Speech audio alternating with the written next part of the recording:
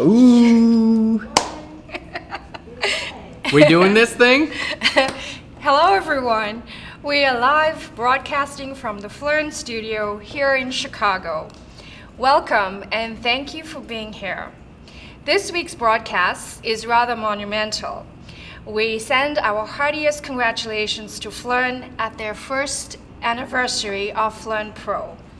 I am a PHLEARNer from Canada, and my name is Cherie Jetter. I am also known as Cherie Photographer at Heart.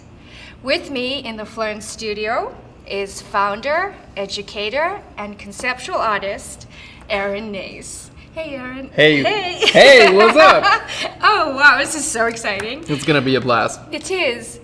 I have often wondered how he is able to pull off such a fascinating portfolio of fantasy surreal images with such detail and creative originality over and over again. And I have come to the conclusion that Aaron's creativity lies in his hair. Aaron has changed his hairstyle over 21 times in 7 years. Now, PHLEARNers, it's time to take your questions as Aaron Nace mesmerizes us with his creative genius. Our first question is from Rita in Portugal. And she's asking, how do you match a dress or shirt with an exact color? For example, a client has a Pantone they want to apply to various photos of clothes. How would you do that to match that Pantone? I have never completely been able to do it, says Rita.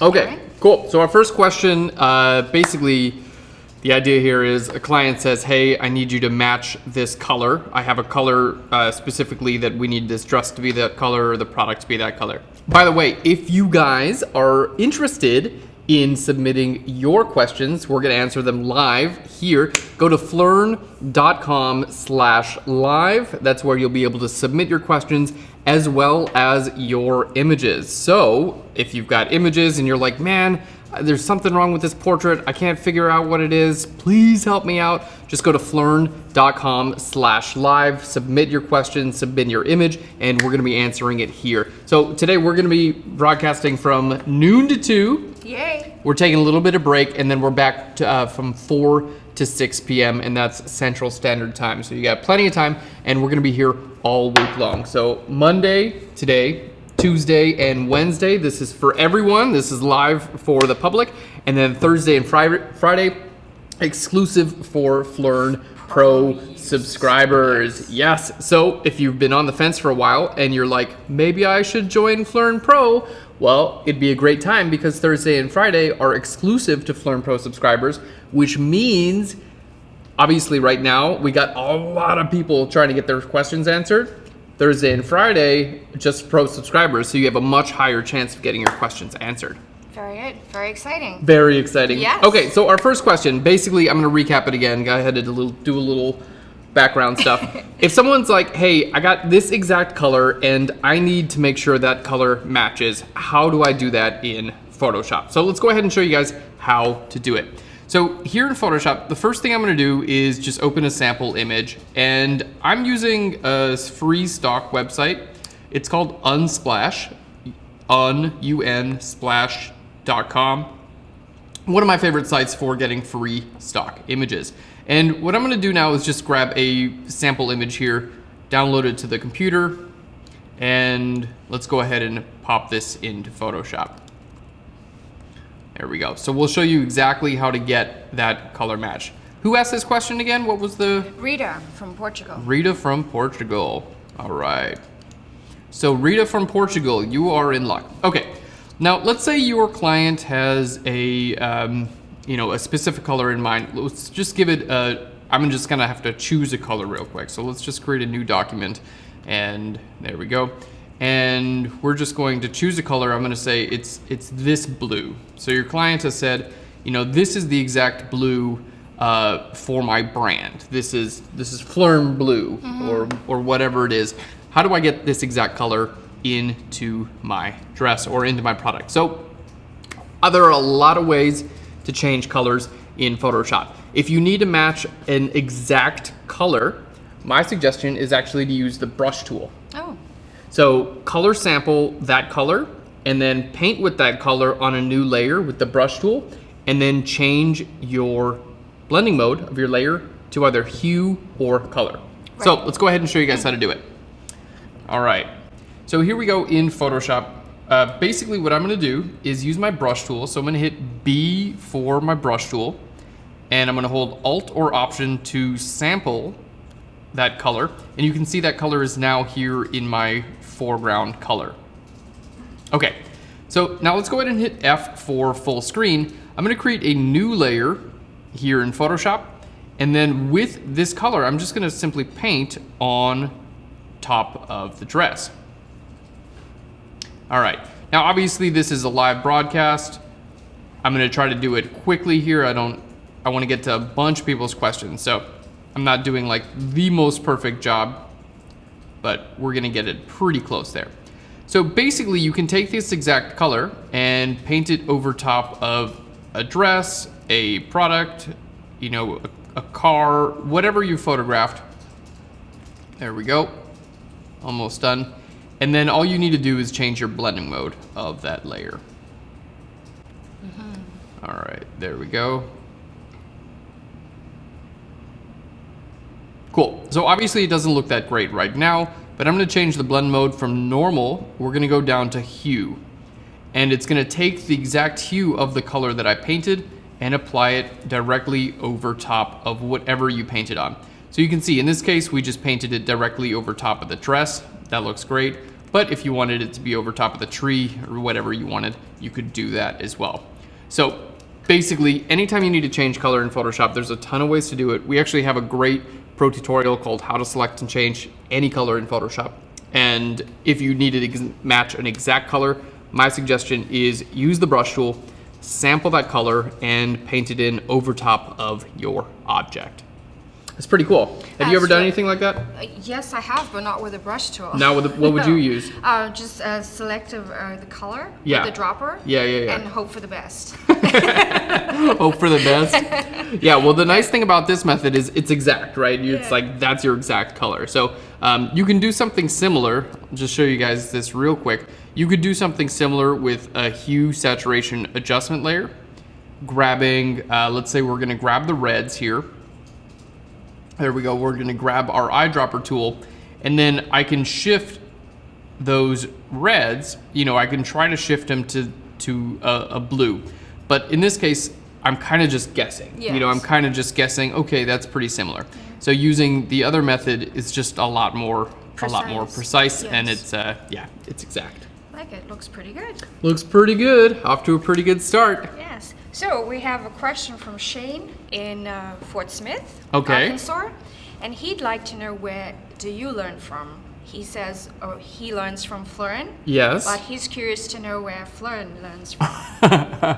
That's a good question. So most of the learning that I've done in Photoshop, early on, it was like watching YouTube videos, you know, just like the videos that we make, and reading articles and things like that.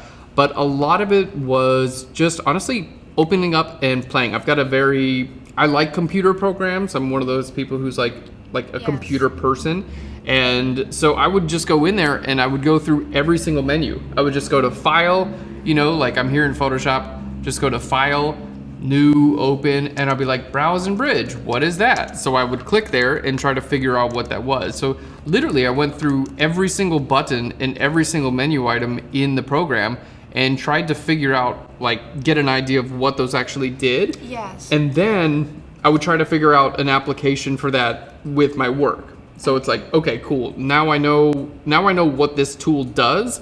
How could I possibly use that in my own photography to make my images look better, or make my workflow go a little bit faster, or maybe get this like really cool special effect that I wasn't able to figure out how to do.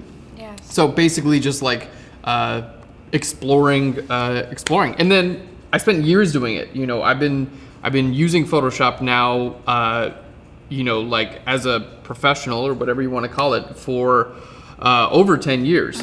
You know, and that was kind of the whole idea behind PHLEARN. Yeah. Was like, I've spent thousands and thousands of hours in Photoshop, learning how to do it, learning how to apply that with my images. And then I was like, well, no one else needs to do that. So I'm gonna create PHLEARN to just help people out. So I'm gonna take all the time. I'm gonna spend all that time learning how to do it and learning all the little tips and tricks, and then just show you guys how to do it on YouTube. So that was the whole idea behind PHLEARN, was just to make it easier for you, so you wouldn't have to do what I did. Did you actually start in Photoshop first, or did you, like most of us, I think we started in Lightroom and progressed into Photoshop? So I did start in Photoshop. When I first started using Photoshop, Lightroom was in its beta. Well, actually, sorry, when I first started using Photoshop, Lightroom didn't exist at all. Okay. Yeah, because I started using Photoshop back in 2012, like really, really early on.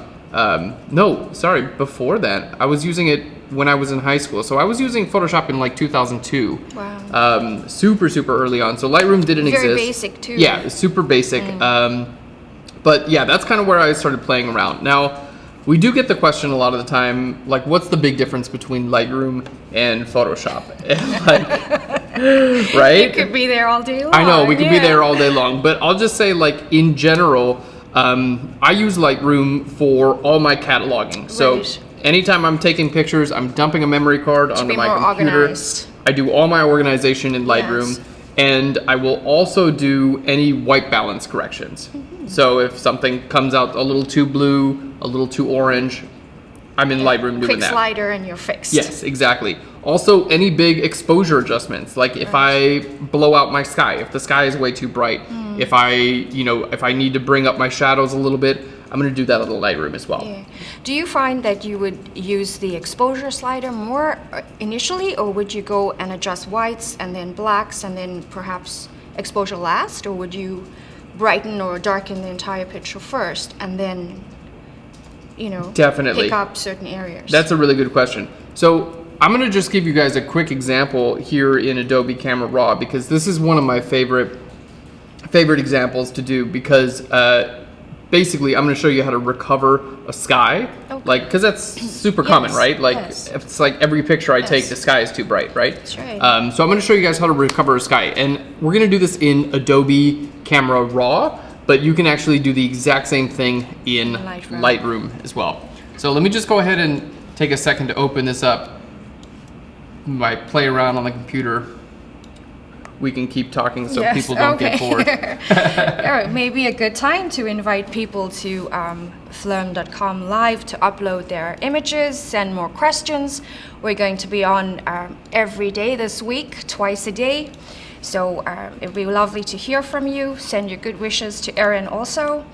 And also to remind you that there's a 30% coupon being offered by PHLEARN right now for subscription, as well as individual tutorials.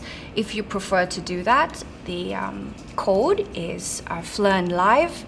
You will also see a banner on the website. You're welcome to click on that and follow it through.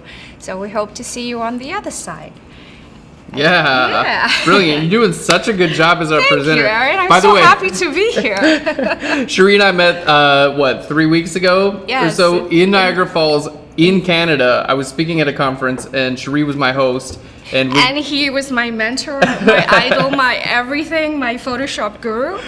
We got along so well. I know, right? We're like, we gotta have you back here for the live broadcast. Oh, thank you. You're doing great. I'm very honored to be here.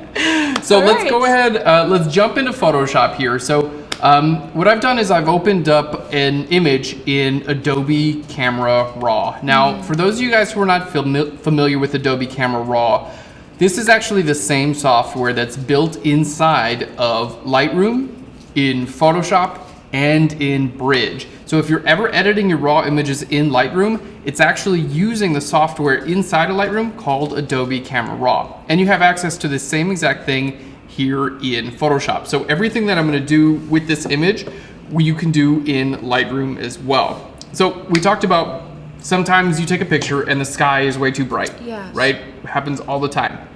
So my suggestion is, let's go ahead and back into Photoshop here.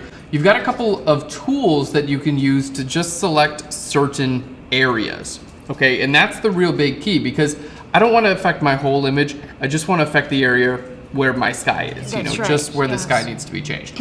So I'm gonna go ahead and grab my adjustment brush here. And the adjustment brush allows you to just paint in the area that you'd actually like to affect, and then you can make your changes. So let's grab our brush here. I'm gonna go ahead and reset my settings here. There we go. And let's just make our brush a little bit smaller. Basically what I wanna do, let's turn our mask on here so I can see what I'm doing. All right. So basically what I wanna do, let's choose a nice green mask so we can see what we're doing here, is paint over the area that I'd actually like to work on. There we go. So painting right over this area, this is my sky, okay? So I've turned my mask on just to see what I'm actually affecting here. Okay, obviously we're not gonna keep it green. This is just this little mask option down here.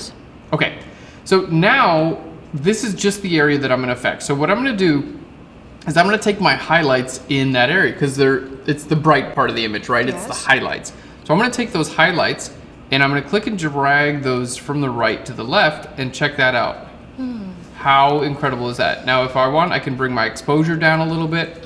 I can bring my contrast up a little bit, and I can bring my saturation up as well. And it's only going to be in that area. Isn't that cool? Amazing. Let's look at the before and after here. So you can see this is our image straight out of camera. We've all seen that, right? Like it's all of our images look like that basically. And here's the after. So you can see I kind of overdid it a little bit here to just kind of like show you guys what you can do. But being able to just target a certain area of your photo and recover that area, it's huge, huge. Yes. Yeah, and we actually covered this image in our recent pro tutorial, how to master Adobe Camera Raw in Photoshop as well. Very good. So we're moving on to Steve's question. All right, Steve. Steve's from Colorado. My brother just moved to Colorado. Great. Good day, mate. Beautiful out there, isn't it? He's always avoided Photoshop. Okay. Due to its daunting depth, he says. And he's afraid to dive in and has never learned enough. He'd like to know your 5 to 8 skills to master Photoshop. 5 to 8 skills. 5 to 8 skills to he'd master like to know. Photoshop. Yes. Okay, that's a really good question. Okay. That's basically like a whole pro tutorial there. That's a great question. Okay, so let's go ahead and start. I'm gonna give you some skills, Steve, to master Photoshop. The first thing that I would say is super important for anyone out there learning Photoshop is to start off and learn what adjustment layers can do to your photos. So adjustment layers will allow you to adjust your color, they'll allow you to change your exposure. You can do so many great things with adjustment layers. So I've got the same image up that we used earlier. So let's say we wanted to brighten up some of this background area here. So I'm gonna create an adjustment layer. We're gonna make a curves adjustment layer.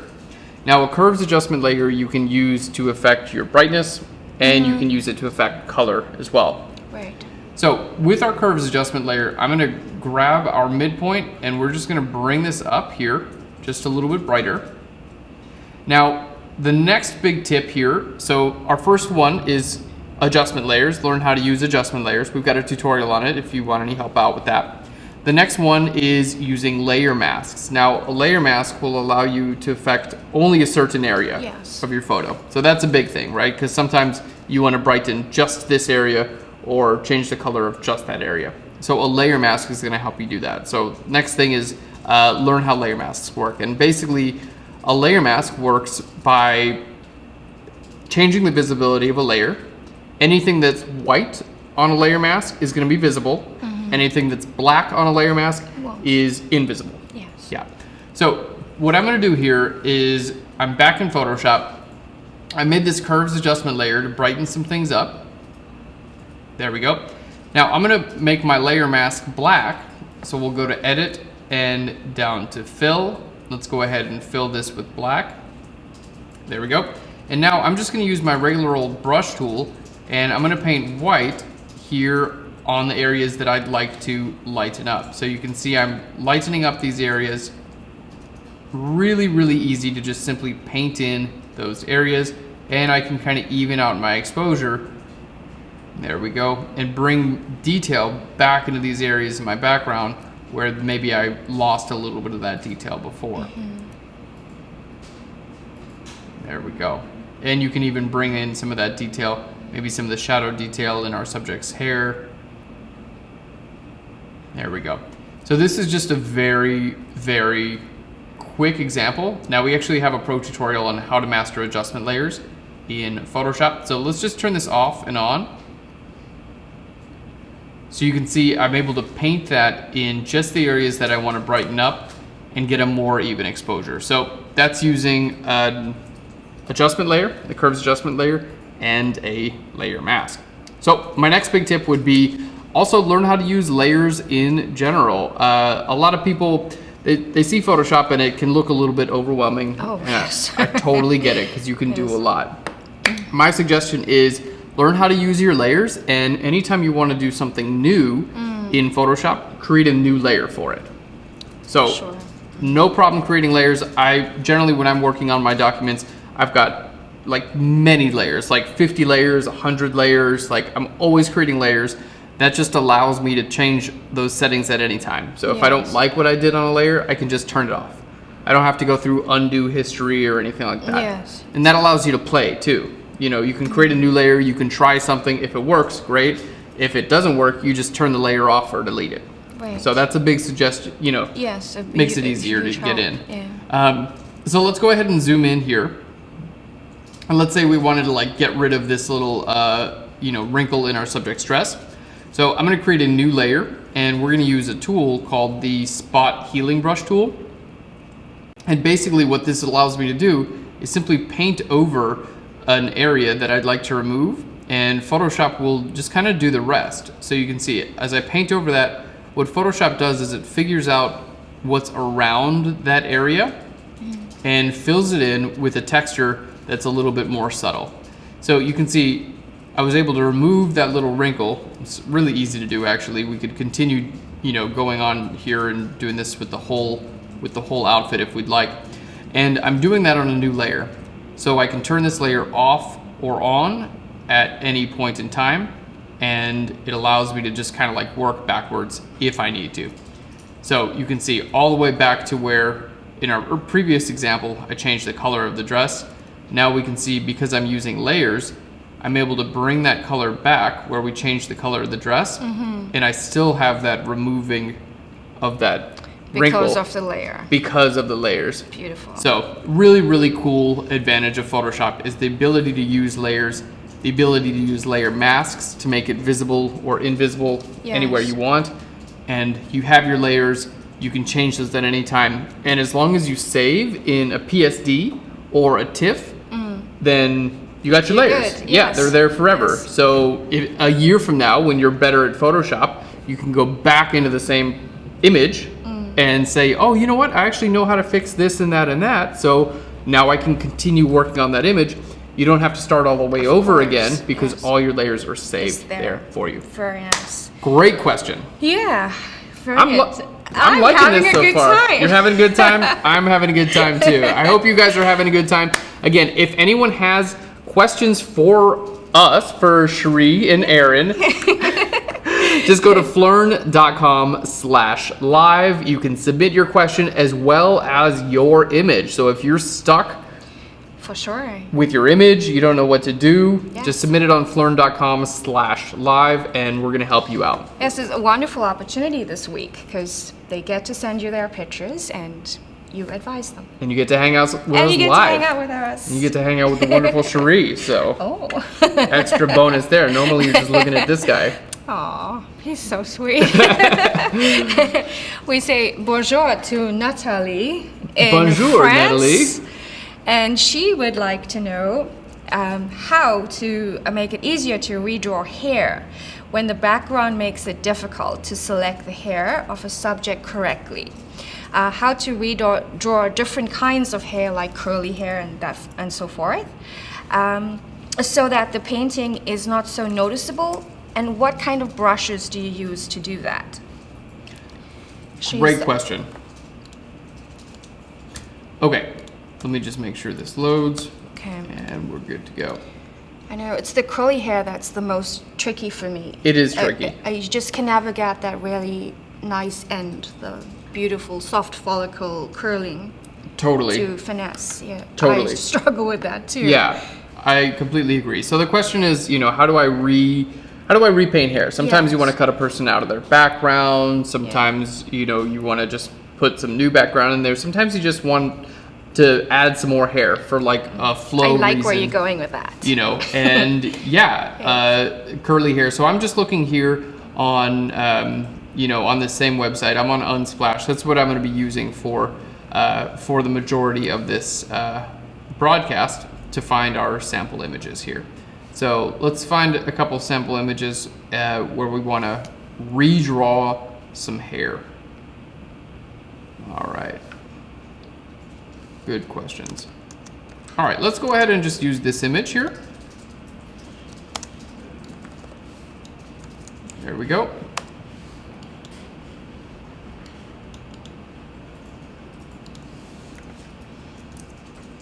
All right. So let's get ready to redraw some hair. So again, the question for anyone, you know, at home who's watching, how do I redraw hair? Sometimes you want to cut a person out of their background. It can be difficult to get a perfect selection of their hair, so sometimes you want to just redraw that in Photoshop. Okay, so starting off. Sorry, Aaron. Sorry yeah, go ahead. Cut you off. Natalia actually sent a picture. Oh, Natalia did send a picture. Folder image too. Oh, how wonderful. Natalia, thank you for sending your photo. Perfect. All right, that's even better.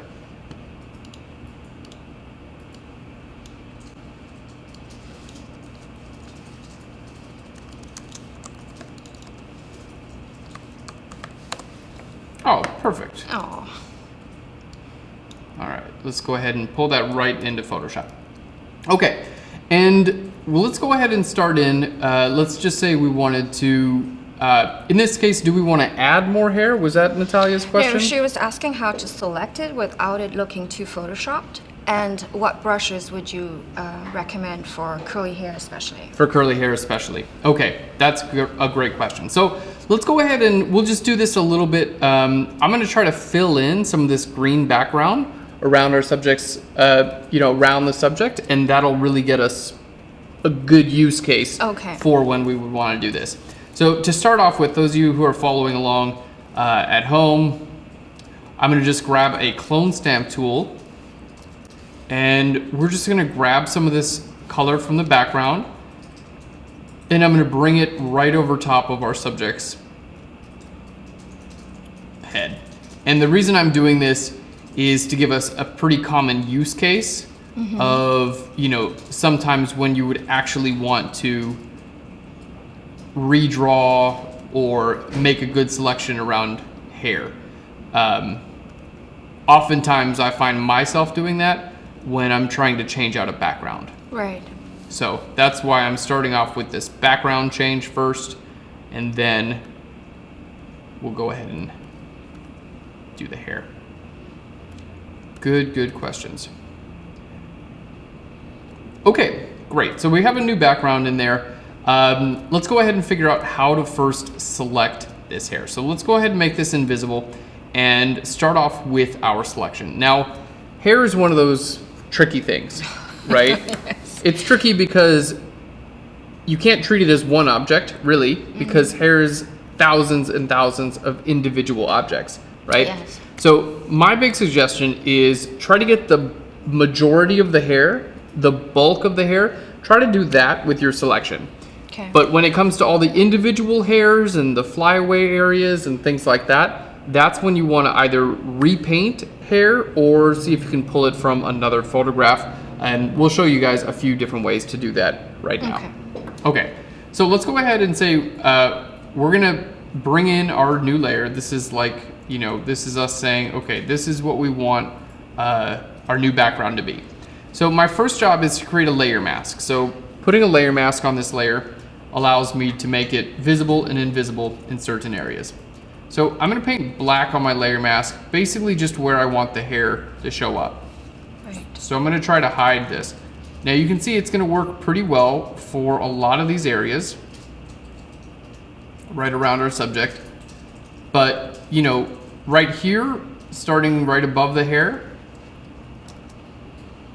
it's no longer working for us. So that's the area where I'm like, okay, that's kind of the end of what we've got here. You know, that's the end of where a simple layer mask is really gonna help out.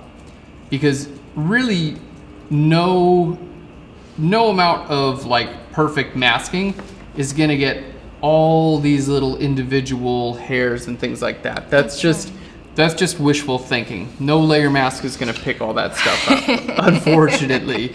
You know, if you photograph someone on a perfect background, maybe they're on a green screen, Yes. you know, something like that. Better luck with that. You got better luck.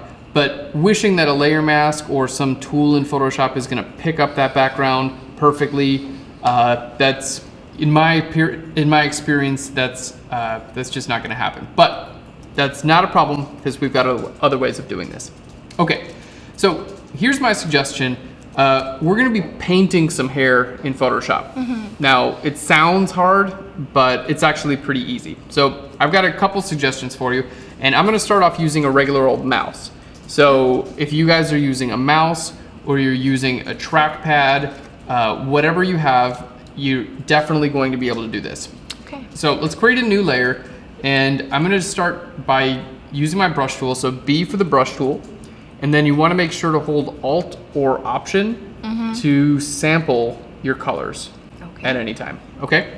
So we're gonna be sampling colors from our subject. Okay, so if I sample this color, I'm gonna start painting over here. Now, this is too large, obviously, right? So we're just gonna change our brush size. We need it to be a little bit smaller. There we go. I'm just using my open and closed brackets to make the brush a little bit smaller. And there we go. Starting to look a little bit better. Now you can see I'm doing this on a new layer, so I can turn this layer off and on at any time. Right. Okay. Now, that's looking okay, but you can see it doesn't look natural, right? It doesn't look like the hair like gets smaller, right? Like regular hair starts Graduated, off, yeah. it's big and then it gets smaller, right? So what we're gonna do is go to Window and down to Brush Settings. Okay, so here in our brush settings, what we need to do is basically figure out a way for my brush to kind of like fade out. I need to fade out as I'm painting it along my path. Okay, so what I'm gonna do is click on my shape dynamics. Okay, and this is gonna allow me to change the shape of the brush as I move it. Now, for right now, I'm gonna be using a regular mouse. Okay, if you're really into Photoshop, I highly suggest picking up one of these. This is a pressure sensitive tablet. This is a Wacom tablet. Yes. Do you have one? I do. You do have one. I do, but I regret not getting the smaller one. I got a large. You got the large one. And I only use a little corner.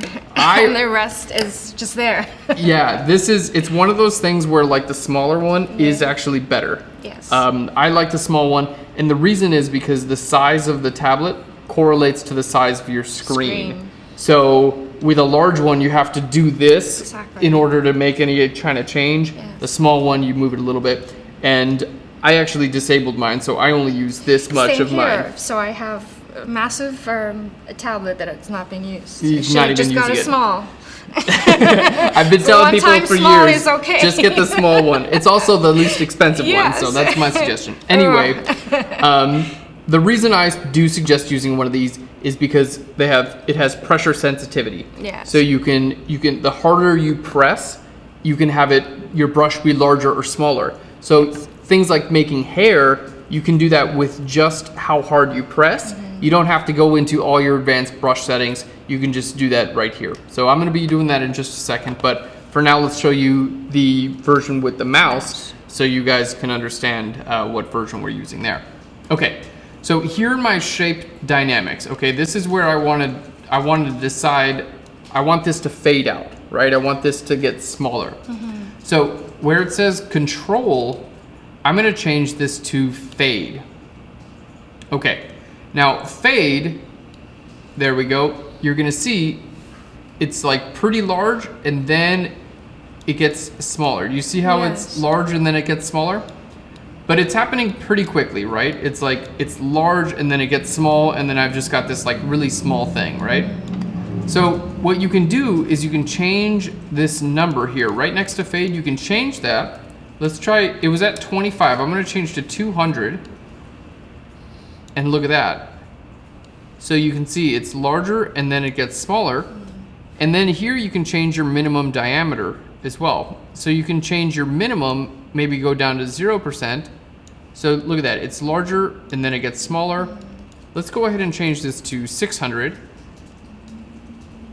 And there we have a much more natural length of hair. It's a little bit too large still, but it's starting to look like hair. It's starting to look like hair, right? So we went from this to this. Let's just go ahead and select everything and clear it.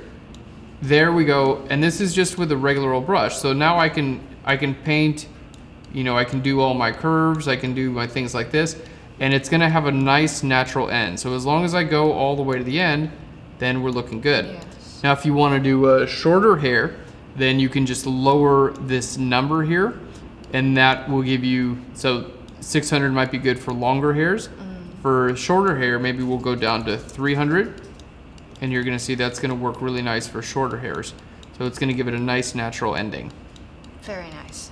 Okay, so if you guys are interested in painting your own hair, that's what you wanna do. You go into your brush settings, into your shape dynamics, make sure your control is set to fade. You wanna change this number based on the length of your hair, and then your minimum diameter, I would set that down to 0%. Okay. Cool, okay. Now, I'm gonna use my pressure sensitive tablet because that's what I feel comfortable using. And we're basically gonna go from here. You would do the same thing with your mouse, by the way. We're basically gonna go from here and start painting in hair. Okay, so my first goal, I'm gonna turn this background layer off and on to kind of get an idea of where this hair is actually going and what it looks like. Okay, now on this layer, let's go ahead and start by holding Alt or Option and sampling this hair.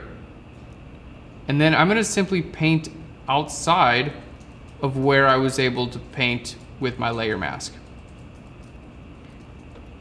Now at this point, what I'm basically trying to do is get just a bit more of a natural border or outline around the hair. Now you can try to replicate every single little curl of hair from the original photograph if you'd like. That's totally up to you. But most of the time, you just need to make something like this. Let's go ahead and zoom in so you guys can see this.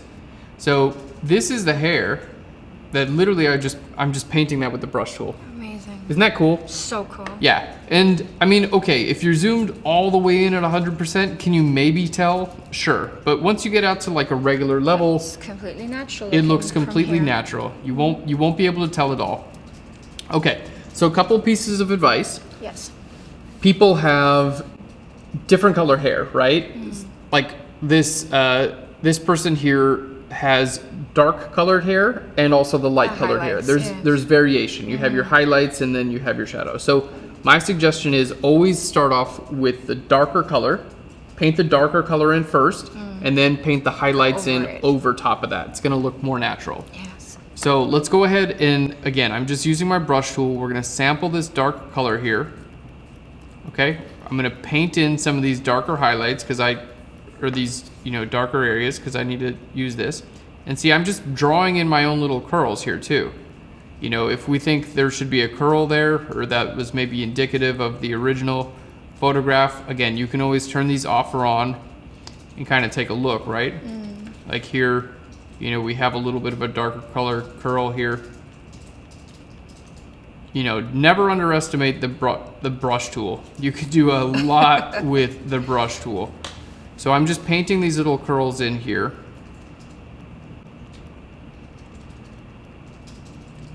There we go. And now I'm gonna grab this lighter color.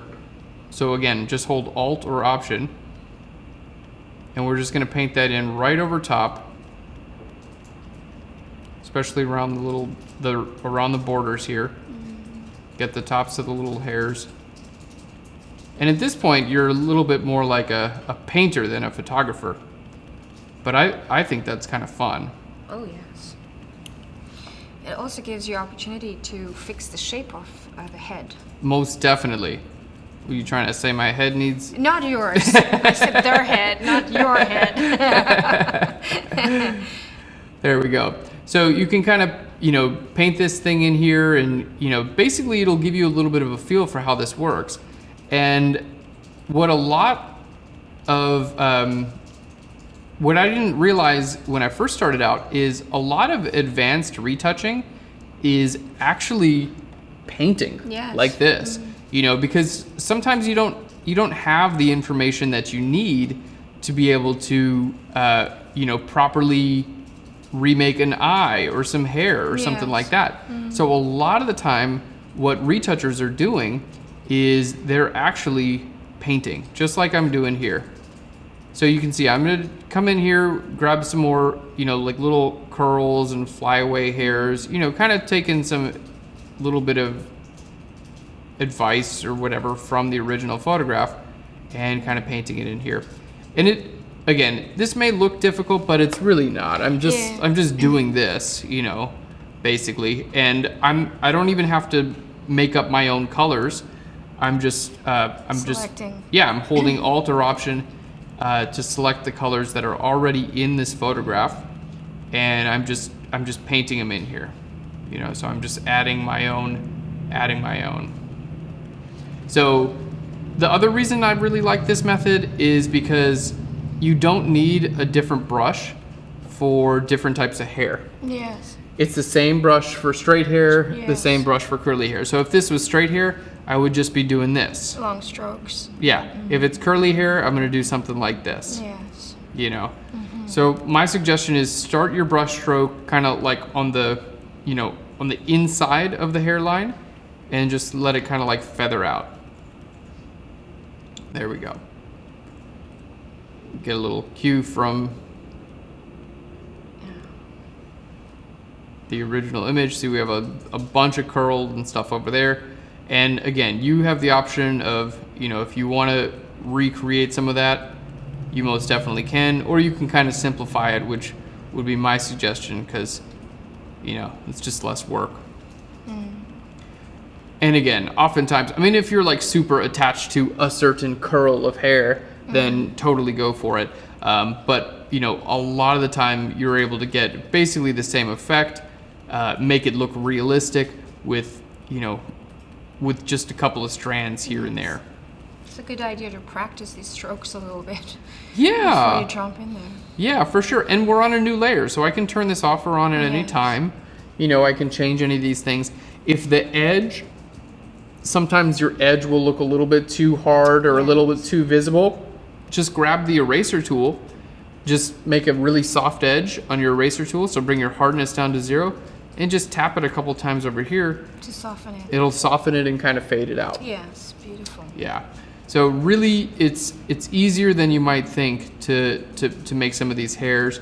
And then, really once you get that, you can kind of build in your own backdrop. So, my whole thing is like, I'm looking at this picture right now.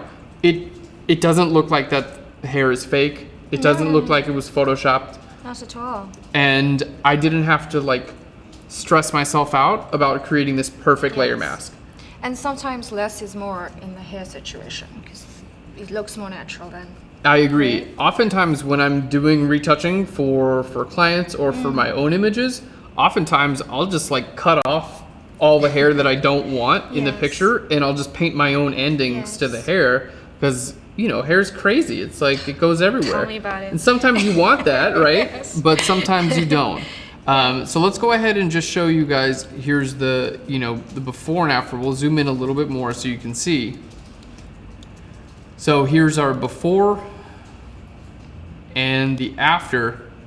And for those of you guys who are just joining us, all this hair that we have here on this child here, all of that hair was painted in Photoshop using the brush tool.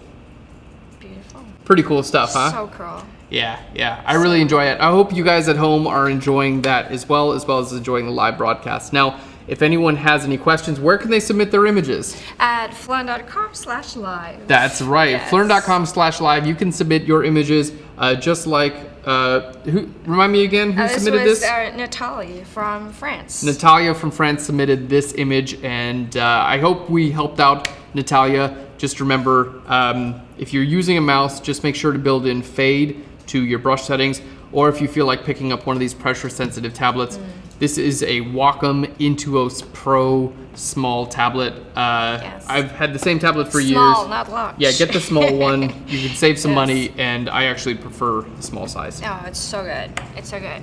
So, Aaron, while you're opening up image 3, Image 3, yes. we're going to take a question from Vanessa in the United Kingdom. And she writes, asking for help on how to balance the light across a shot that takes the natural light coming in from one side. And are there any basic settings that you apply to your RAWs as a matter of course? Okay.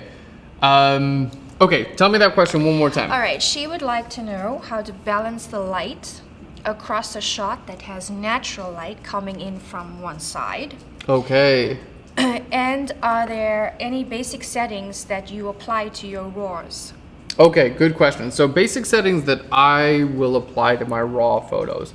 Well, primarily my studio camera, at least, is a Canon. What do you shoot with? Nikon. You shoot with a Nikon. I'm a Nikon girl. This will be good then, because I find that the shadow levels on my Canon, I'm always thinking they're too dark. Yes. Do you find the same no, thing? Nikon's perfect. Oh. We don't have shadow problems. Okay, well maybe that's my problem there. So I don't know if it's my camera. We'll say it's the fault of the camera, not the photographer. That sounds easier to blame the camera. But I'm always adjusting the shadow levels. So that would be my first suggestion here would be if you have shadows that are just a little bit too dark, in Lightroom or in Adobe Camera Raw, I would recommend bringing up your shadow levels. Yes, So I need to do that from time to time you too. do as well, Yeah, okay. But I don't actually do anything in the camera per se.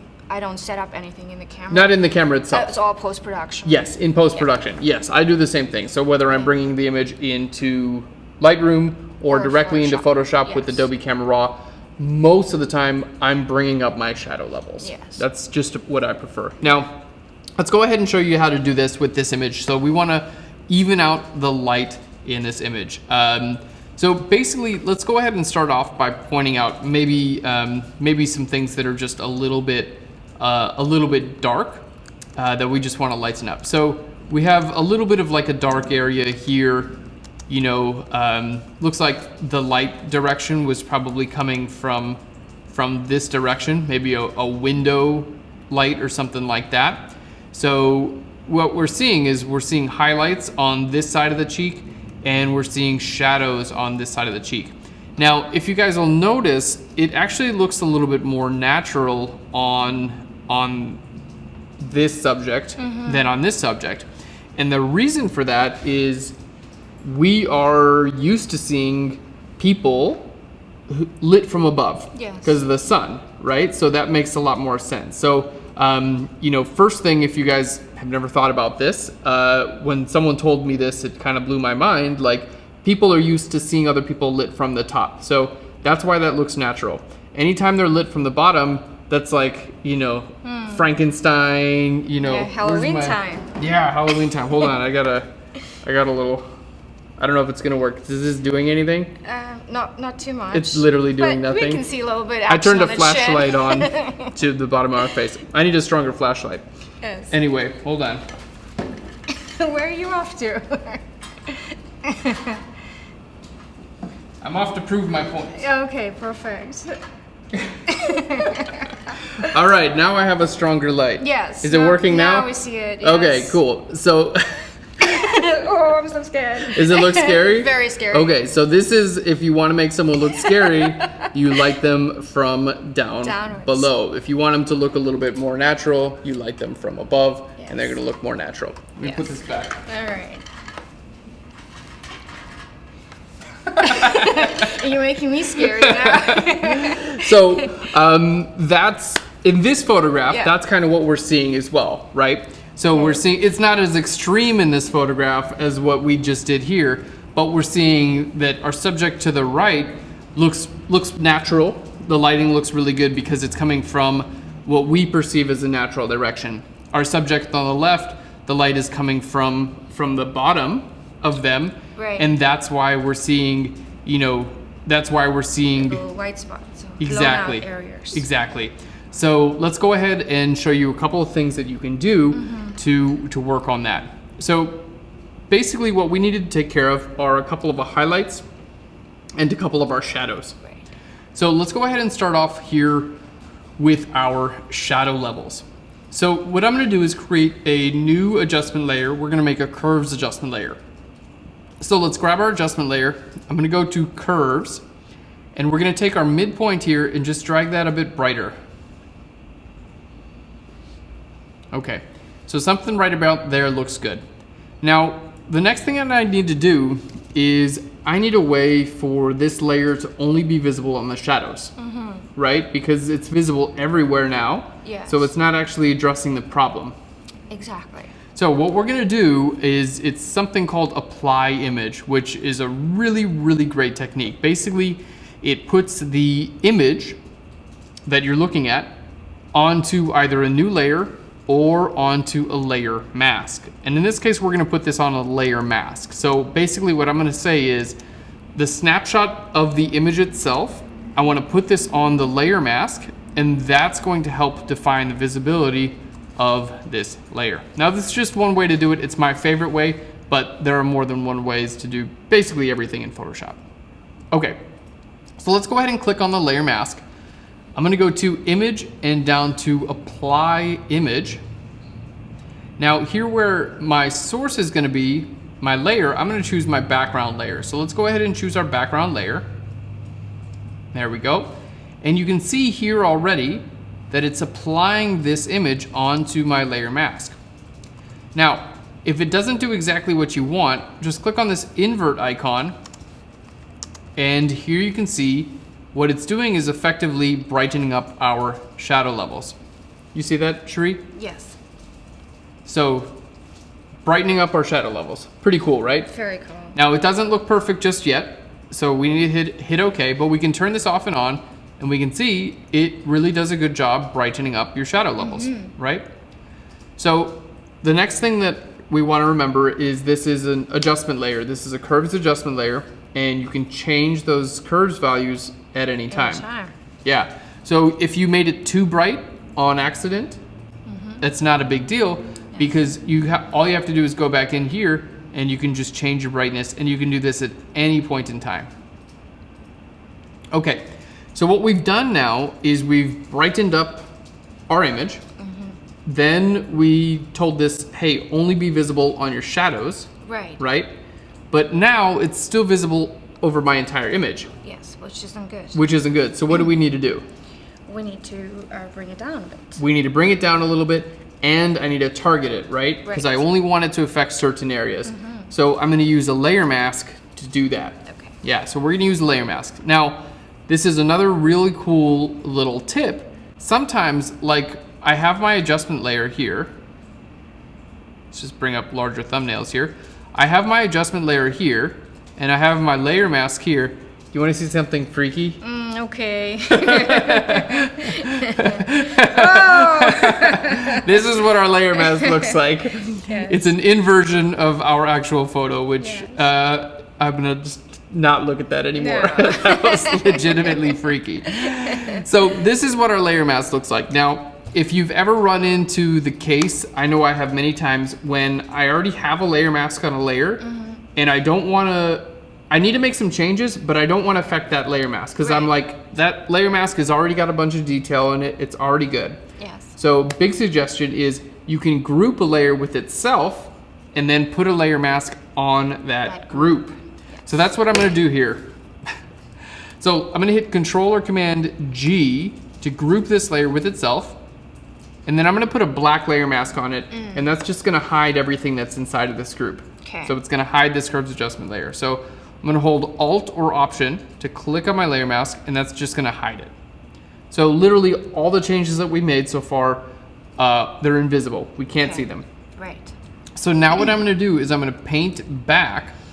I'm gonna paint white on my layer mask just over the areas that I want to see this change. Okay. And all of this special masking that's built into this adjustment layer, that's already here inside of the group. So now on the layer mask for this group, I just have to paint white, and it's gonna paint visible all that special stuff that I did. Okay, so let's go ahead and start by painting white here. And we're gonna see literally it's just targeting my shadow areas and making those shadow areas brighter. And it's doing it in a really, really nice and even calculated way. It's not gonna affect our highlights, so you don't have to worry about blowing out your highlights here. That's not gonna happen. It's only gonna target your shadows. So I'm able to even out the exposure on both of my subjects really, really nicely, and effectively work on trying to cancel out some of that effect that we're seeing earlier, you know, where the hot spots. Where the hot spots and also this child being lit from underneath. So you can see turning this off and on, there's the before There's the difference, yeah. and there's the after. We have a really big difference in the after. We're able to see a lot more detail, and the exposure evens out quite a bit. Isn't that pretty cool? Very nice. Now, very good. My other suggestion is, right, because that was a little bit Photoshop-y, it was a little bit advanced, right? So my other suggestion is, if you're taking a photo like this and you want the light to be a little bit more even, you can use a reflector, or you can use a white card too. Like, you can go to an art store and get like foam, you know, white foam card or a poster board, and you can literally just hold it up, like in this case. Like here, I'm gonna zoom out of the photo here and make this a little bit bigger here. I'm gonna do a little lighting diagram sketch for you. It'll be very rudimentary here. Okay, well,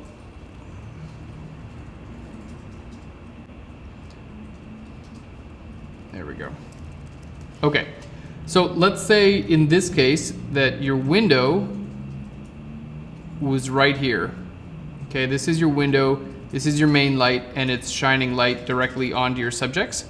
So you could take one of those white cards. I mean, it could be anything. It could be a sheet from it could be a pillowcase, you know, anything white.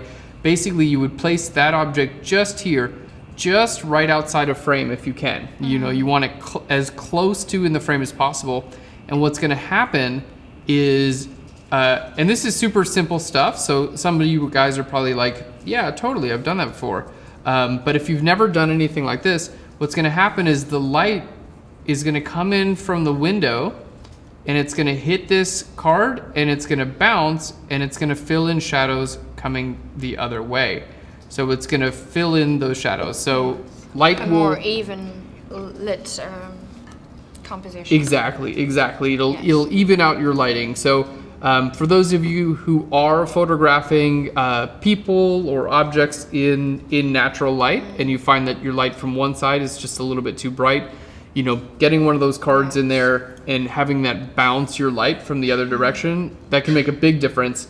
And you know, the thing I love about reflectors and bouncing light is you can see it. And you cannot change it. You can change it really easily, and it's not expensive.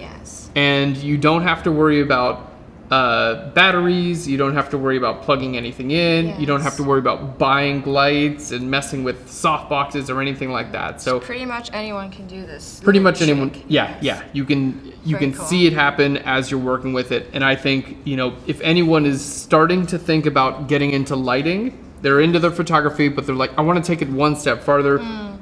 You can do so much with reflectors and so much with white cards. I really recommend starting with that. That's a really great place to start.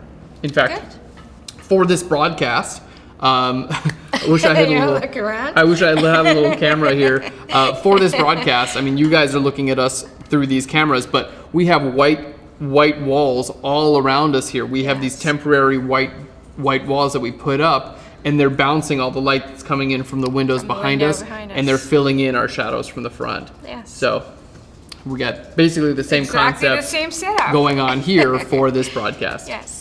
Very good. Cool. Yay. I think we ready for our next question? We're ready for our next question from Robert. From and Robert. He's in Hollywood, California. Does Robert have an image for us? He does. 4. I'll pull up the image while you do your thing. And he'd like to know how to restore textures to the smudged areas around the cheek and eye of the lady in his image. Oh, he would?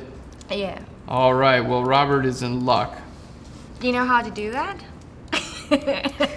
I do know how to do that. I do know how to do that. Okay, so Robert's saying, hey, I got a photo, I did some retouching, but I lost some texture. That's right. Okay. He needs to restore that texture. We need to restore that texture. In the nose and cheek. In the nose and cheek. Not a problem at all, Robert. You are in luck. So we come across this, it happens all the time, right? Someone has some skin texture, maybe they have a pimple they want removed or whatever, and something happens, maybe you lose a little bit of skin texture. So basically we want to figure out how do we get this skin texture back. And there are a lot of different ways to get skin texture back, but my first suggestion, because this is the easiest way to do it, is to use the healing brush tool. Right. So we all probably have used the healing brush tool to remove a pimple or something like that. Imperfections. Remove imperfections, yes. And how the healing brush tool works is it actually takes texture from one area and copies it over to another area. Yes. And it uses the color from the area that you paint. So if there's ever a case where you don't have texture, you can actually use the healing brush tool to take texture from one area and put it in another area. So Robert, let's go ahead and work on your photograph. So let's go ahead and create a new layer here. There we go. And I'm just gonna start off by highlighting some of the areas that we're gonna see that don't have a lot of texture. Okay, so let's go ahead and create a new layer here, and we're just gonna highlight some of these areas. You know, right around here, we're seeing a little bit of a lack of texture there. And here on the nose, we're seeing a little bit of a lack of texture there. So these are the areas that we're going to kind of work on trying to add more texture. So let's go ahead and create a new layer over top of this, and I'm going to use the healing brush tool to do so. Now I will say in your original retouch here, maybe you used the smudge tool to smooth out the skin. My suggestion instead of the smudge tool would be to use the spot healing brush tool or the healing brush tool, because that would not result in a loss of texture. Yes. Yeah. So let's go ahead and we're going to create a new layer here, and we're going to use our healing brush tool. So what I want to do is sample the area that has texture first. So we're going to hold Alt or Option. I'm going to sample this area that has texture, and then we're going to paint it over top of this area that doesn't have texture, and it's simply going to copy the texture from one area of the photo to another area of the photo. Now, if you don't love the texture that it copies, it's really not that big of a deal, because you can just redo it. Okay, you can just sample again by holding Alt or Option and paint over it one more time. So let's go ahead and sample here, and we're going to paint it on up here. Now, another thing that you may not have thought about is the healing brush tool samples texture from one area of a photo and you can put it on another, right? But you actually don't need to use the same photo. Really? Definitely not. That's clever, intriguing. Right? Do tell. So if you found a photo online of someone in a similar profile view, you could actually take the texture from that photograph and apply it over top of the texture of your photograph, and it would completely replace that texture. Now that's the tip. Yeah, that's really cool. So if you ever find you just need to do, a lot of texture work and you don't really have much of an area to sample from, You can just find a different photo. You can use a stock image on a stock image website. You can find, a different photo that you've taken. You can even photograph a friend. Yes, You can I never thought of that. You can say, hey friend, can you just look that way, take a picture of them. Try to use similar lighting so the Yes. texture will have similar properties. Same effect, yeah. But you can just use any texture from any photo that you'd like. So here you can see we're simply painting back this texture right over top of our subject. All right, let's go ahead and zoom in and see this texture that we put there. So there's the before with very little texture, and you can see here's the after where we're adding it back. I'm just gonna make my brush just a little bit larger here. Bring our hardness down. There we go. And we're gonna continue to paint right up here. Now, if you need to soften this texture down, you can do that by applying a little bit of a blur, or you can lower your opacity of your layer. So what we can see here is that it's taking the texture from the area that I sample, but it's taking the color from the area that I paint. Right. So it's still maintaining the proper color. So let's go ahead and zoom in here. You can see we've added some of this skin texture back. Here's the before with very little texture, and the after where we're adding our texture back. There we go. And we're gonna continue to paint in here as well. So this is, I would say, a little bit of a extreme example because some of the texture has been removed through post-processing already. So again, my suggestion is avoid that smudge tool. And again, Yes. I wasn't there for the original edit of this photo. I'm just guessing it was a smudge tool, but my suggestion is avoid that tool. That's not a good tool for retouching Yes. because it just blurs skin That's right. texture, and we definitely don't want to do that. So using a tool like the spot healing brush tool or the regular healing brush tool or the clone stamp tool, that's going to allow you to do that. Getting a little close there. There we go. So let's take that before and after, and you can see we're just building in that texture. So that's one way to do this. There's obviously more than one way to add texture back to any photo, but this will be a really, really good start. So my preferred method of doing this, let's say that we did have some area of the photo that we wanted to remove some texture. I would recommend using the spot healing brush tool. So let's say we wanted to do a little bit of retouching here, maybe around the eye. I would use the spot healing brush tool to paint over these areas. And the spot healing brush tool will find the best texture and replace that area. And you don't want to paint just a large area. You just want to paint just tiny little dots just over the place that you actually want to remove that little area of texture. And the spot healing brush tool is going to pretty much do everything for you. So if anyone out there needs to do any type of blemish removal, I highly suggest using the spot healing brush tool rather than anything else. Here we can see on the chin too. Yeah. There we go. See, I can just paint over these little areas with the spot healing brush tool. Okay, and it may look a little bit tedious, you gotta get in there and spend a little bit of time, but you'll find that in general, you're gonna be left with much better results, a more realistic looking image as well.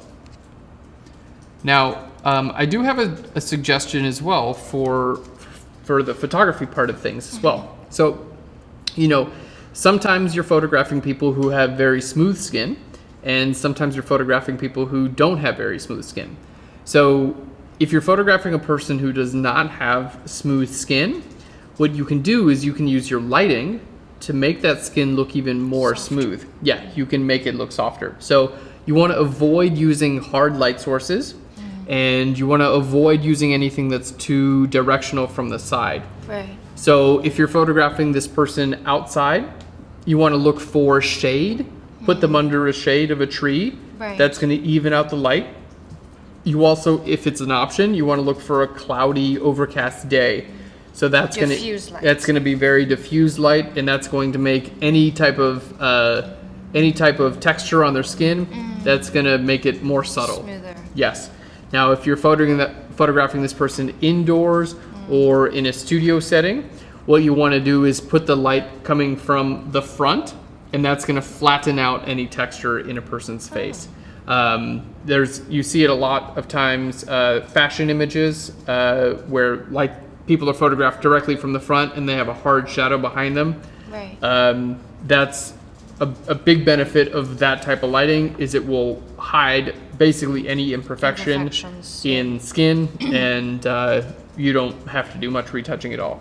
Which is what we like sometimes. Exactly, exactly. I mean, learning how to retouch is great, and being able to do it is great, but sometimes you could save yourself a couple hours in Photoshop, and that's worth doing. Very good, very good. Cool, great questions. Yes, thank you for writing in and sending your best wishes to PHLEARN on their first anniversary for PHLEARN Pro. We take a question from Carl in Stockholm. Carl in Stockholm, welcome. Sweden. He would like to know something about applying gradients to images. He says he sometimes gets lines or rings that show up when he saves them, exports his files. Yes. And he'd like to know how to get rid of that. How to get rid of that? Well, Carl, you are not alone, my friend. Does Carl have a sample image for us? He does not have a sample image. That's okay. I'll find an image here. So we just find an image. We're gonna add that problem, and then I'm gonna show you how to take it back away again. This will be a good sample image for it.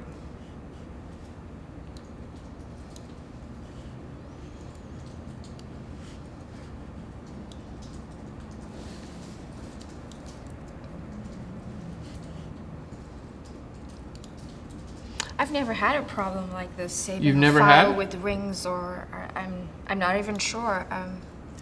Have you ever Have you ever added a gradient to a photograph?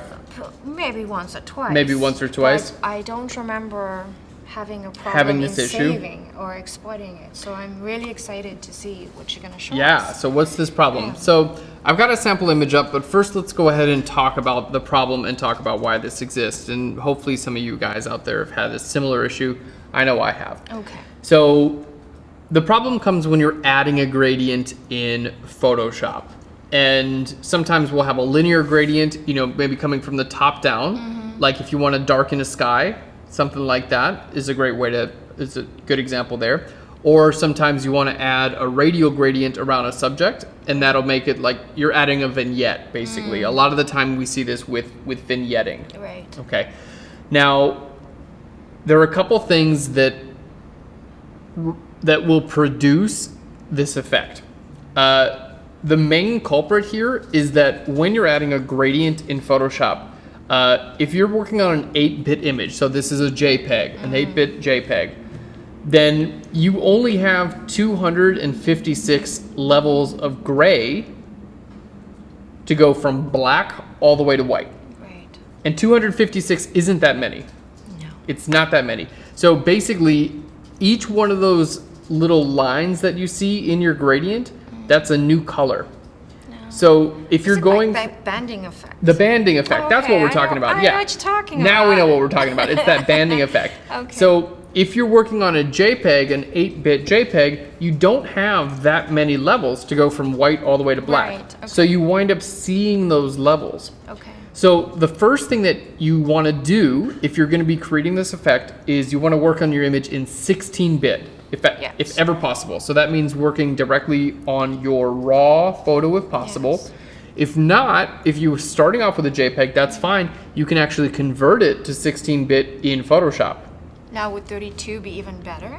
So that's a great question. And the answer is maybe. 32-bit, I really don't, I've never worked in 32-bit because 32-bit basically, I'm just not an expert on 32-bit. Okay, sweet 16 it is. The sweet 16 it is. Thanks for the save. All right. So let's go ahead. We're going to start off by converting our image into 16-bit. So I'm here in Photoshop.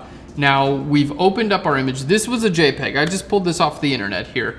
Now I'm going to go to Image. We're going to go to Mode, and we're going to go down to 16 bits per channel. Now basically what this means is each of the channels, each of my RGB, that's our color channels that we're working with here. Right. Each of those channels is going to have a lot more information. So first we're going to change this to 16 bits per channel.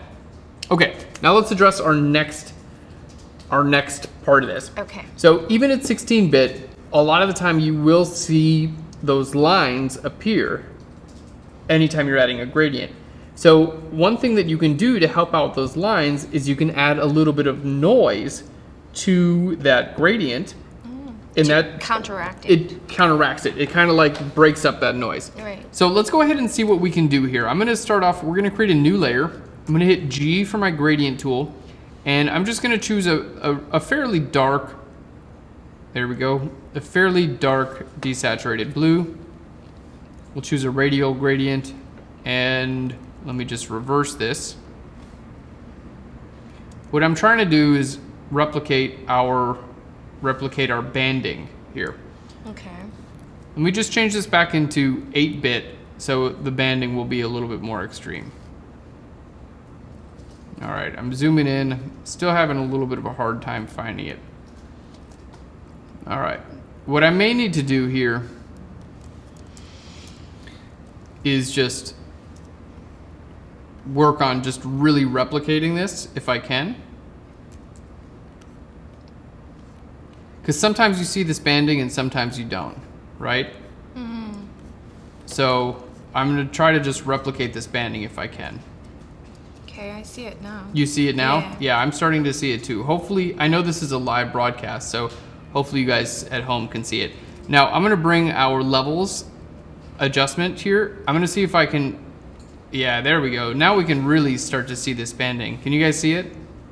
Especially as I bring this, as I compress my levels. Yeah, now we're really starting to see that banding. You can see it's not a smooth gradation anymore. Okay, so this is, we're gonna say this is our problem. Now, how do we solve it? Okay, so my suggestions, a couple things. First, I wanna create a new layer, and I want to use apply image on that new layer. Okay, and that takes away the rendering part from Photoshop. It's not rendering this gradient, it actually applies it into pixels. Okay. So we're gonna create a new layer here. I'm gonna go to image and down to apply image. There we go. Everything looks good, and let's hit OK. So that's our first step. Let's go ahead and zoom in a little bit. Okay, now our next step, we're gonna go to convert this to 16-bit. Mm-hmm. So we're gonna go to image, we're gonna go to mode, I'm gonna put it in 16-bit, and then I'm gonna just try this one more time, the image and apply image. There we go. That's looking better. So my next suggestion is to add noise to this layer. So if you're creating a gradient, you can add noise to the gradient layer itself, and that's gonna break it up a little bit. So we're gonna go to filter, we're gonna go to noise, and I'm gonna go to add noise. Now we're not gonna do a ton of noise here, we're just gonna do a little bit. There we go, let's hit OK. And we can see that helps to kind of break up that gradient. Now keep in mind, I kind of did the most extreme version of this. I could even, for illustration purposes, but that's our gradient when we actually start off with. So basically, this is a really good way to reduce the banding on your image. So you want to make an apply image, because that takes away the Photoshop rendering part of it. You want to convert your image to 16-bit, and you want to add usually about 2% noise to your photo as a whole, and that should help with your banding. So here we can see there's the before, you can see the banding super clearly here, and here's the after. This noise just kind of like hides it a little bit. It's not perfect, but it'll hide it a little bit better. It's a little softer than before. It's a little bit softer. So yeah, my suggestion is if you can work in 16-bit, that's really should do a lot to reduce your banding in general. Great. Okay, so Jake from Poland asks, what's the point of using RGB color space while editing if you're exporting the photos in sRGB anyways? Okay, Jake, that's a really good question. So this has to do with our color spaces. Now, whether you're working in Lightroom or you're working in Photoshop, you have options for a few different color spaces.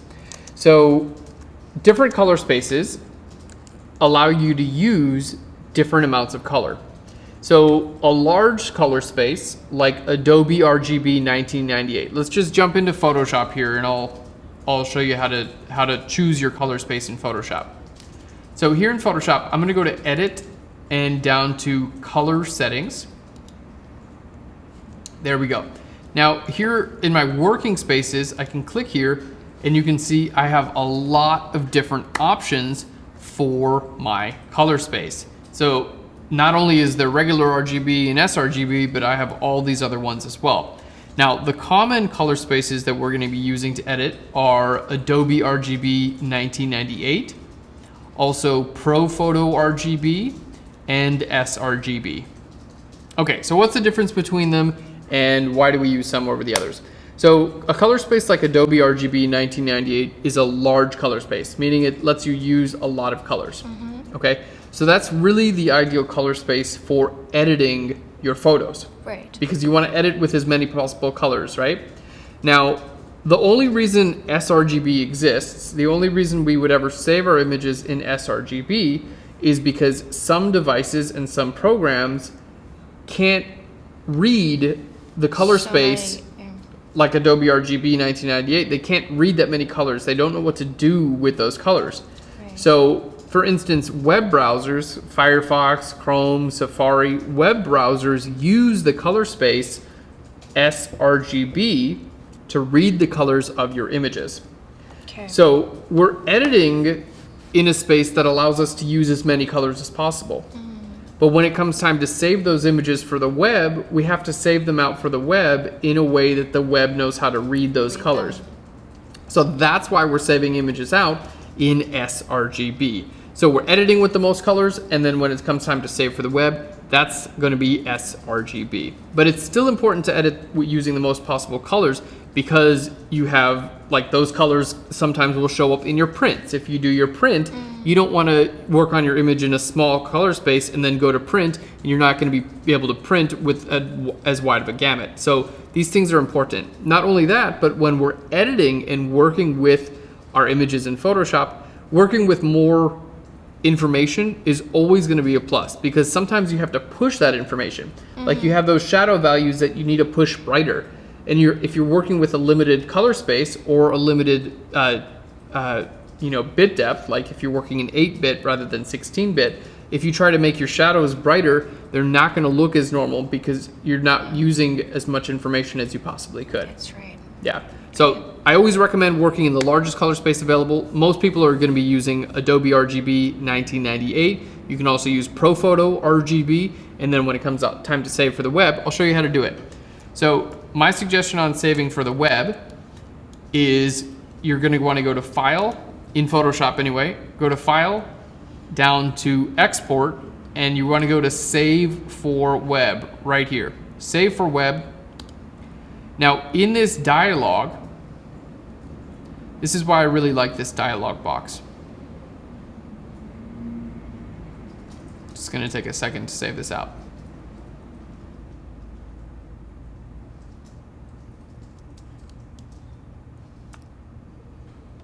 Or not. Or my computer's just going to break in the middle of our live broadcast. No, it's not. And that was the time Aaron threw his computer off the desk. Huh, very funny. Well, it's better the computer than me. I would not even think about throwing you, Cherie. All right, it is going to pop up. I have a good feeling about this. I think it was set to the wrong setting. Okay, no worries. But it is going to pop up. I've got a good feeling about it. Technology. There it is. There we are. Okay, the reason why it was taking forever to load, by the way, is because the preset was set to PNG, which is just making this huge file and took forever to read. Okay, so you want this to be a JPEG. So this save for web, there are a couple reasons why I really like save for web. The first one is that it defaults to this option, convert to sRGB, right? Because we're in the save for web dialog. So Photoshop knows, hey, you're gonna put this on the web, you gotta put this in sRGB because the web reads sRGB. That's the color space the web uses. You have to use that one if you're going to put your image on the web. Now, the other reason I like this is because you can resize your images right here if you'd like. So I'm going to go ahead and make that 1200 pixels wide. And then the last reason that I really like this dialog box is you have a little preview option right here. And this preview option will actually show you what it looks like on a web browser. Okay. So it opens it up on the web browser. So I'm gonna hit preview here, and you can see it basically switched to Google Chrome, and my image here is now opened in Google Chrome. So you can see your colors.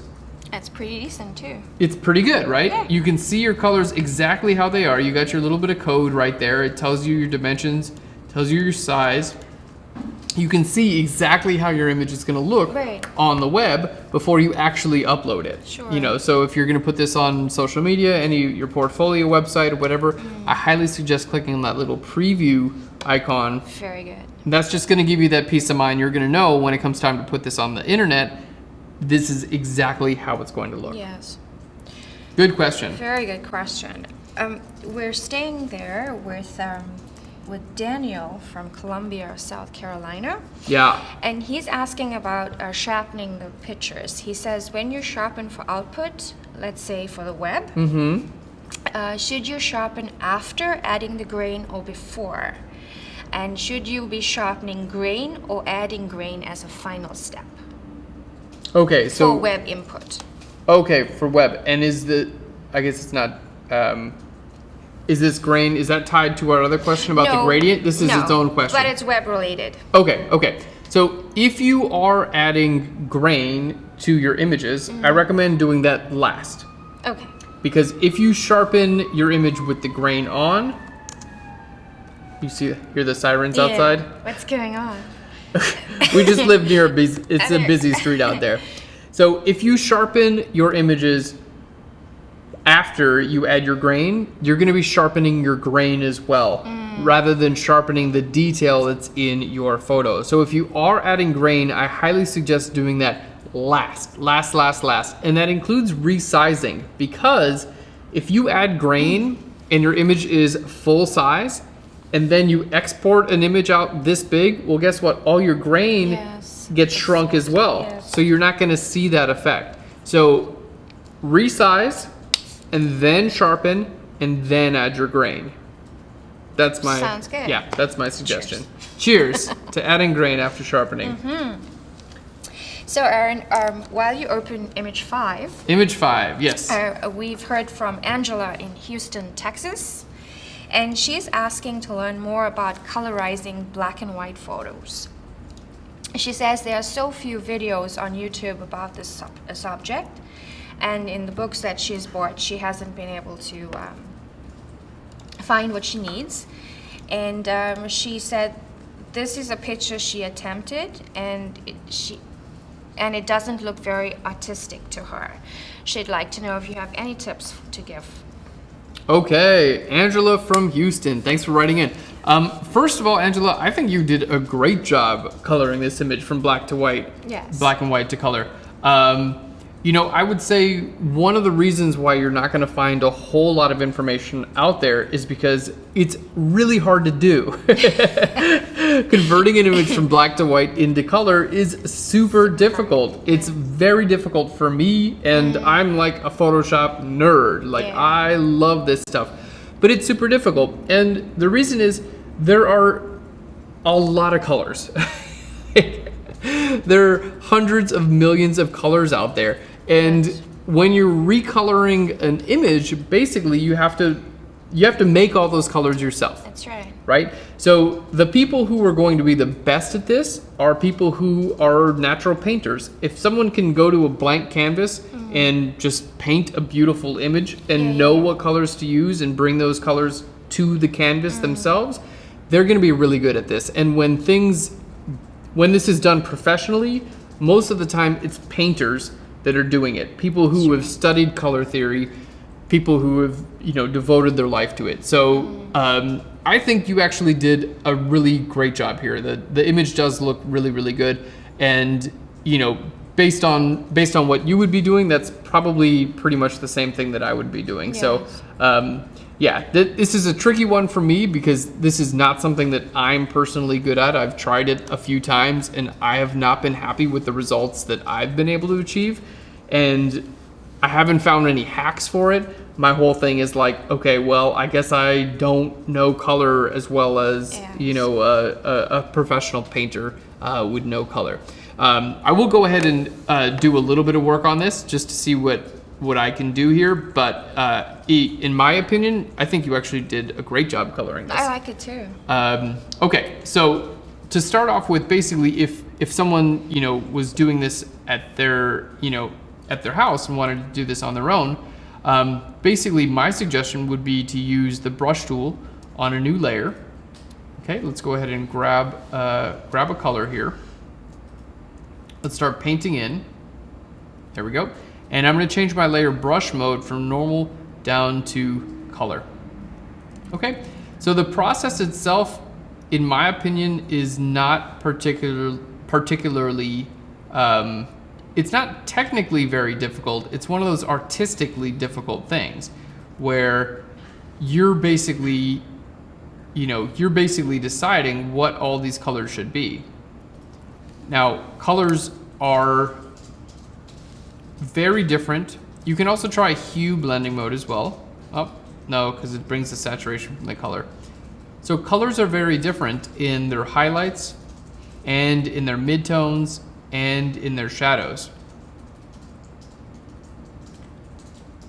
So that's one thing as you color photos to kind of keep in mind, that your colors should be less saturated in your shadows and also less saturated in your highlights. They should be the most saturated in the midtones. There we go. And maybe we can choose a different color.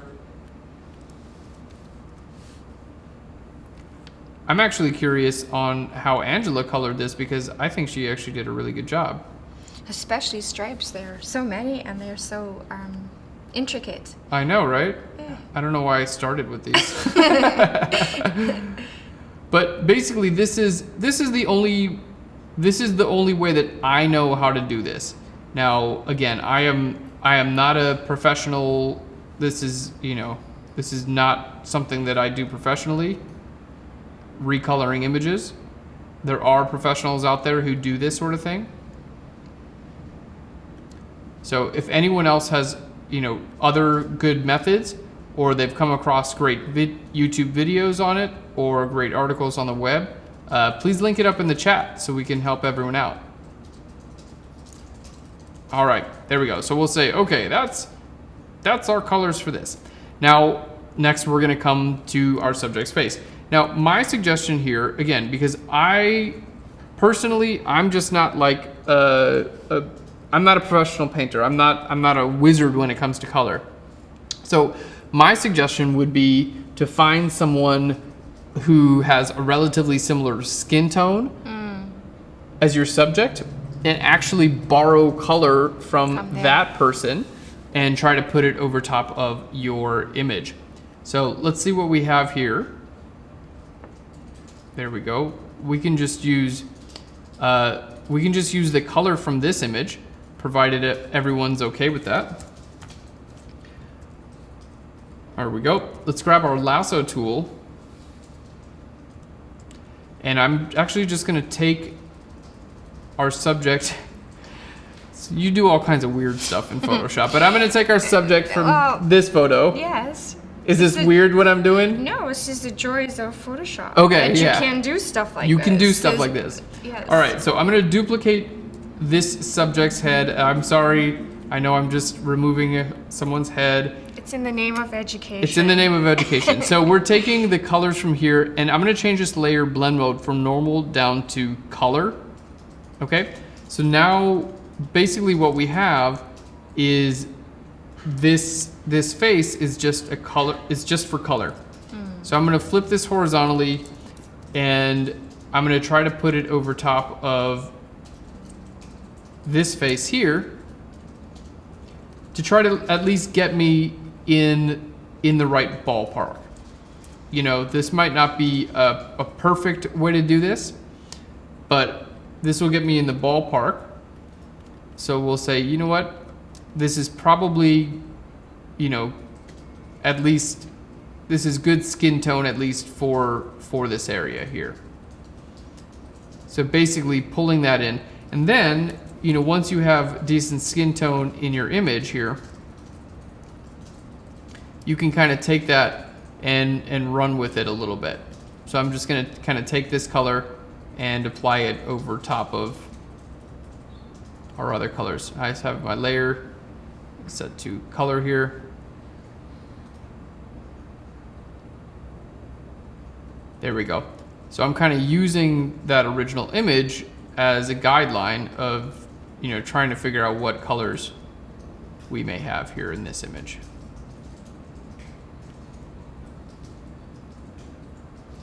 And really, until you color like the whole thing, it's probably gonna look pretty weird. Like, it looks pretty weird right now.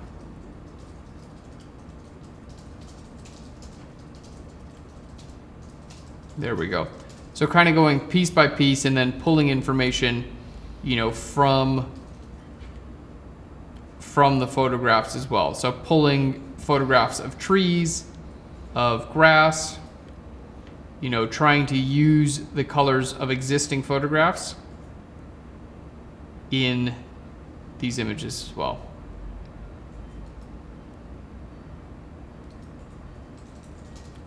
All right. I'm not going to do a job here that's satisfactory to my own personal standards. There we go. That was pretty weird. That was pretty weird. Let's lower the opacity a little bit. Okay. Now, we will say, see, you've already done a better job than I have. I'm more happy with your coloring than I am with my coloring. Yeah, one thing that I will say is that, you know, color in shadow levels is going to be a little bit different from color in highlight levels and in the midtones.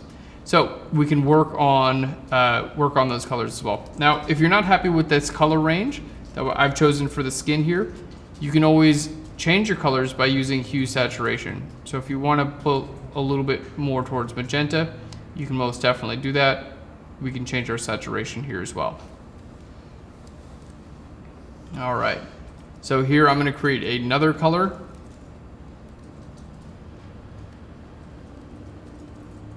This is going to be for my shadow levels. I'm just going to go real rough with this, and then I'm going to change the color. So if it doesn't look right just now, that's normal. All right, let's go back to color here. I'm going to double click here. And now what I want to do is tell this to just be visible in my shadow levels. So I'm going to use my luminance blending here, my underlying layer. I'm going to hold Alt or Option, and it's going to remove this color from my highlights and have it just be visible in my shadows. So you can see here, now we have a color that's only visible in our shadows. Right. Okay. So now what I'm going to do is take the saturation from that down a little bit. So let's hit Control or Command U. Okay, we're going to bring our saturation down a little bit because shadows have less saturation than highlights. There we go. And if you need to adjust your hue, you can do that as well. So you can see basically we're just recoloring our shadows. Let's bring the saturation down on that just a little bit as well. And then we can kind of keep going at the same, with the same idea for your shadows, midtones, and highlights.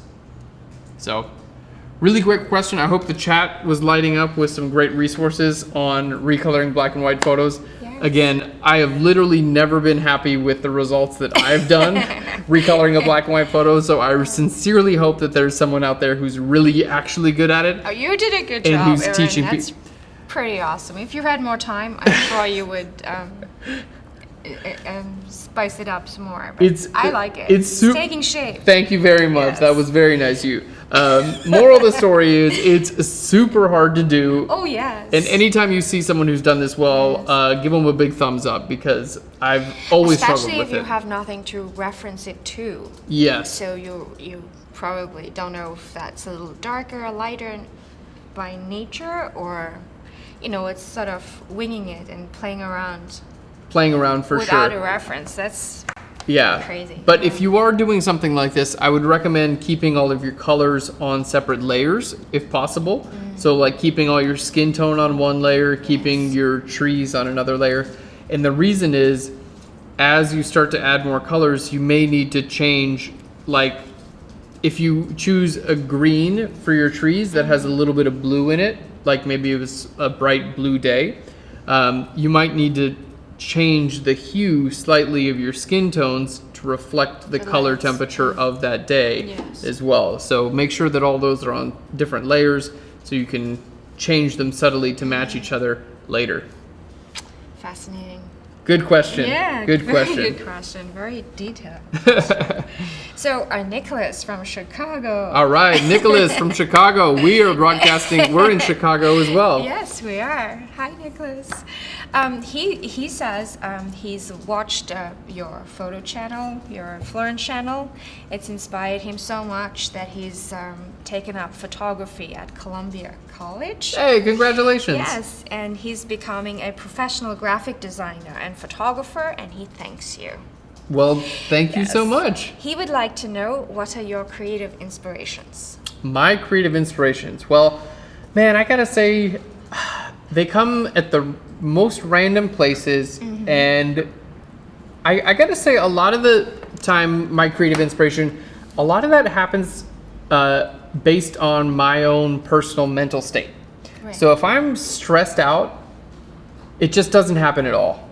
Like I don't want to create anything. Sure. I don't find that inspiration just, comes to me if I'm stressed and my brain is just like, working over something, or, if I'm just like in a bad mood or whatever, it pretty much never happens. Do you actually have a bad mood? I get impatient. Yes, sometimes I get impatient, and sometimes I'm pretty cranky. Yeah. Okay. I do my best to not, take that. I don't want anyone to be on the receiving end of that. That's like my life goal is like, if I'm upset or cranky, like my life goal is to basically like figure out how to deal with that on my side so no one else has to deal with it. To experience that. That's very generous. Well, you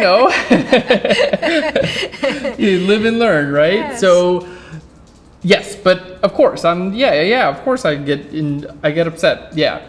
But I find that most of the time when I'm hit by inspiration, when I find that just this like cool idea comes to me, most of the time I'm just super relaxed, and it's something usually when I'm like in the zone. So when I'm in the shower, for instance, I'm usually not thinking about anything. I'm just enjoying a shower. I'm really relaxed, and I find that in that state of mind, sometimes just really fun ideas just come into my head, and I'm like, oh man, that's incredible. So it's nothing to do with the hair then? I'm washing my hair at the time. Oh, yay. Also, I really enjoy swimming, and Right. oftentimes when I'm underwater and nothing else is nice around and me, quiet. I'm in my own little zone, and I'm exercising, and I'm getting that energy out. Like, ideas will hit me. Like, sometimes I'm swimming and I'm like, oh my god, I'll get an idea for a new tutorial. Right. Like, wow, we should do this. This is going to be amazing in the most random places. So I will say attitude has a lot to do with it for me. And then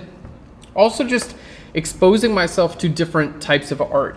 I do get inspired by other photographers, but I would say that most of my inspiration comes outside of photography, whether it's architecture or music or sculpture or travel or painting. So, filling your life with new experiences is a really, really big part of that. And also, getting involved in other parts of your own as well as cultures you're not familiar with.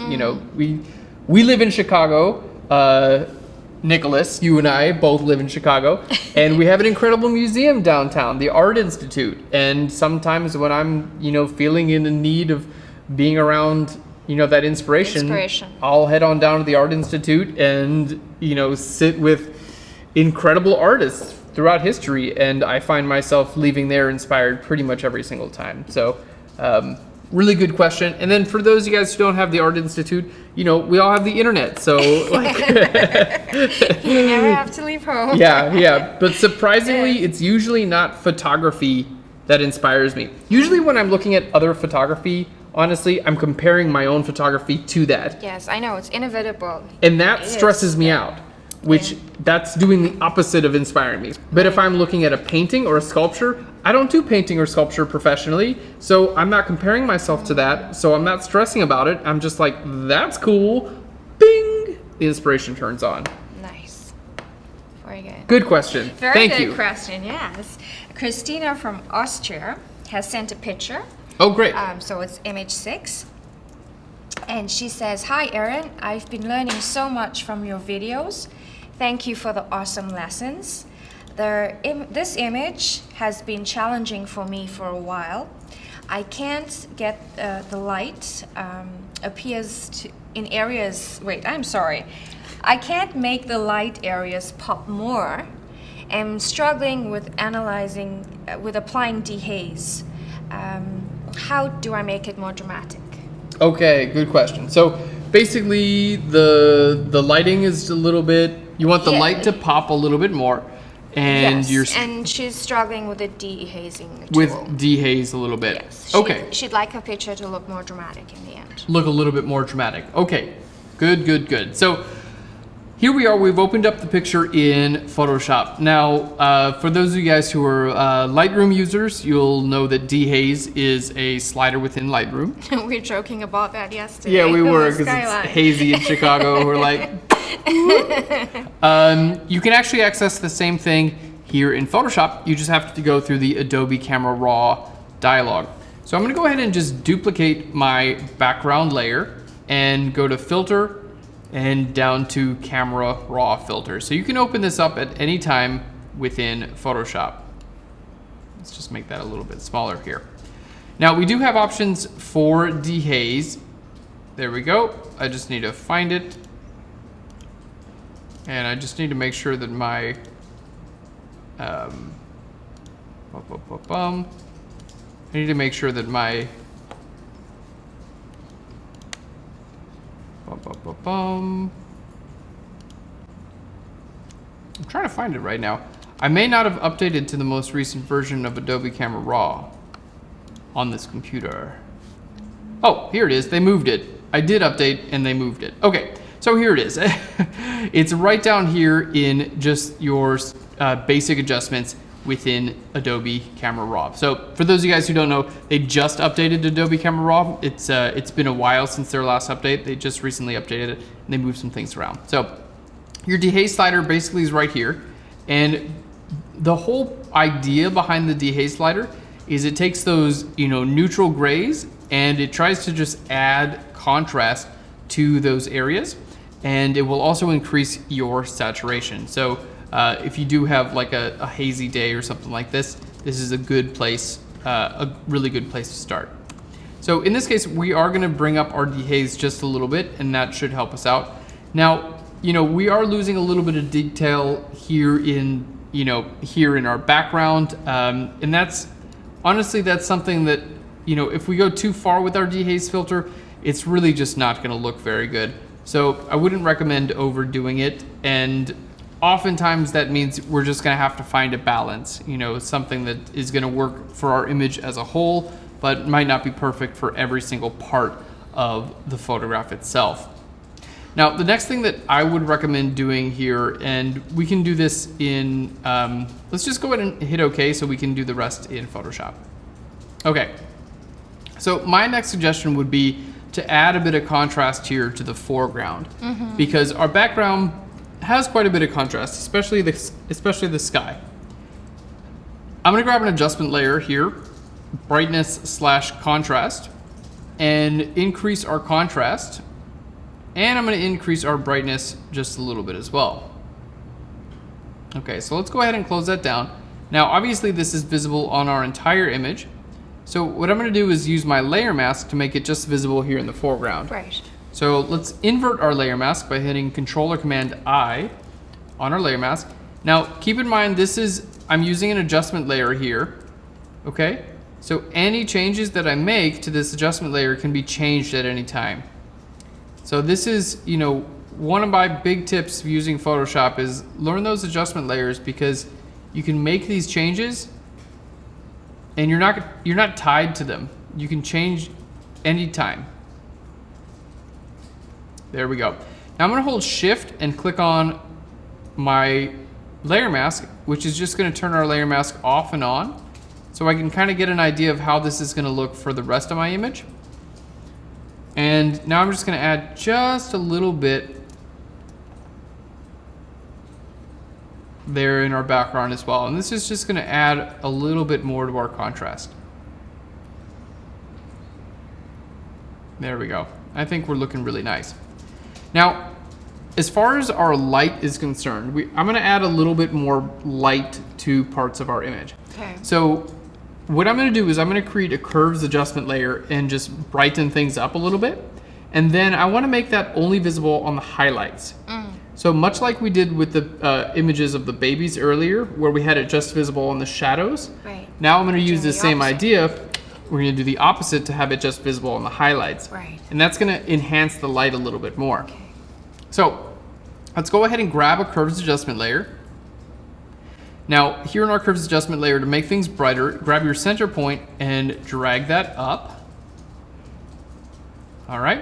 Now I'm going to invert this by hitting Control or Command I. It's going to invert our layer mask. And then I'm just going to paint this white right over top of the areas where I want to bring a little bit more light to. Okay, now this is visible everywhere. What I want to do is have this just be visible in my highlights. So I'm going to use Apply Image to apply the photograph over top of what I see, and that's going to put it on the layer mask. Okay. So we're going to go to Image and down to Apply Image. Now with Apply Image, if it ever does the opposite of what you want, just click on this invert option. So in this case, you can see if invert is on, it kind of flattens it out, which is not what we want in this case. Yes. So we're going to keep invert off and hit OK. Now let's take a look at our layer mask. I'm going to hold Alt or Option and click on the layer mask, and here we can see that's what the layer mask looks like. So we can see the dark areas of the photograph are dark on the layer mask, meaning they're not going to be visible. Right. And the light areas of the photograph are light on the layer mask, meaning they are going to be visible. So what we're doing is essentially lightening up our photo and having just that be visible in the highlights. So I can kind of go in here and do this a little bit more. Okay. We're going to do this one more time. I'm going to go to Image and down to Apply Image. You can do this multiple times, by the way. There we go. Sort of build it up. Yep, build up that effect. And here we can see I'm able to take those highlights and just make them a little bit brighter, which is just adding a little bit more light. Yes. Now, the next thing that I would do with our image, because we do have such nice bold red colors here in our foreground and these blue colors in the background, the next thing that I might suggest doing is actually targeting these blue colors and maybe desaturating them just a little bit, because right now we're getting They're a bit too bright. we're getting two kind of competing colors here. So there are a few ways to do that. I'm going to grab a hue saturation adjustment layer. Here where we have the option to choose different colors, we're going to go ahead and choose our blue. There we go.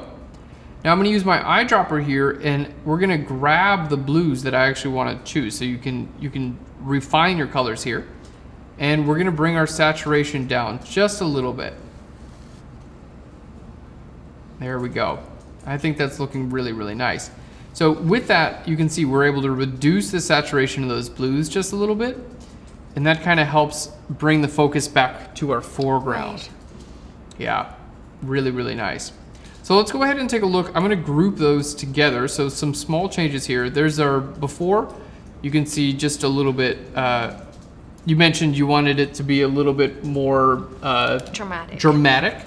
So this is, kind of my take at getting a little bit more dramatic.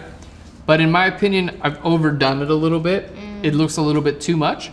So that's another benefit of working with layers here is you can you can adjust your opacity to make it a little bit more subtle if you want. So there's our before and our after. I think this is a great image. I think you've done a really good job editing in general. If you wanted to do anything else, you could add clarity in Lightroom as well. Yeah. And I really like how clarity looks a lot of the time on landscape photos. So I'm gonna make another layer. That could help with a little of the dehazing, I feel. I think so too, yes, I agree. So filter, let's go to camera raw filter. And again, this is available in Lightroom as well. And I'm gonna just bring up my clarity just a little bit. You don't wanna go too far, it tends to look like really fake, but yeah, just a little bit of clarity I think is gonna help out as well. So we can turn that off and on. The sun rays look so much better too. The sun rays do, yeah, they do really pop out for sure. Really, really great. Well, we got about 5 minutes left. Thank you everyone for your questions. Let's go ahead and do our little sign off. Okay. Here, this has been such a fun time. Now, I do want to remind everyone, this is our first broadcast of the week. We have another broadcast today 4 o'clock. at 4 o'clock Central Standard Time. So that's going to be in 2 hours. So we're taking a 2-hour break. Yes. If we didn't get to your question, don't worry, you can still submit your questions. Where can they submit them? At PHLEARN.com/live. Exactly, PHLEARN.com/live. You can submit your questions during the break, and when we come back, we're gonna get to those questions as well. Yes, and don't forget to sign up for the subscriptions and the tutorials. There's a 30% discount at PHLEARN.com/live. Follow the banner if you don't remember the coupon code. It's right there on the banner on the bottom of the page. Thank you for that. Of course, this is how I took my photography to the next level. So guys, it's worth it. So Monday through Friday, we're going to be we're going to be broadcasting live from 12 to 2 Central Standard Time and from 4 to 6. So Monday, Tuesday, and Wednesday, this is opened to the public. Anyone in the world can join us and submit their images. Thursday and Friday is going to be reserved for PHLEARN Pro subscribers. Get your subscriptions in before Thursday and join us then. Perfect. Well, guys, thank you so much for joining us. I've had such an awesome time hanging out with you. Thank you to everyone who submitted your photos. So wonderful to be able to work on your images here in the studio. Cherie, thank you for joining me in the studio. It's an absolute blast working with you today. We're hanging out, and for anyone who's a Chicago native, we got bagels from Kaufman's Deli, so we're about to. Also, thank you to our control team here. Oh yes. For running everything smoothly. We just sit up here and blabber onto the camera, but we got a whole wonderful team of people who are behind the scenes making this happen. So thank you so much to our wonderful team of people who are helping us, get your questions into our hands and making sure our broadcast runs smoothly. So thank you guys so much for watching. We'll be back in 2 hours. Yes. So see you then. You want to wave off? Ciao. Ciao.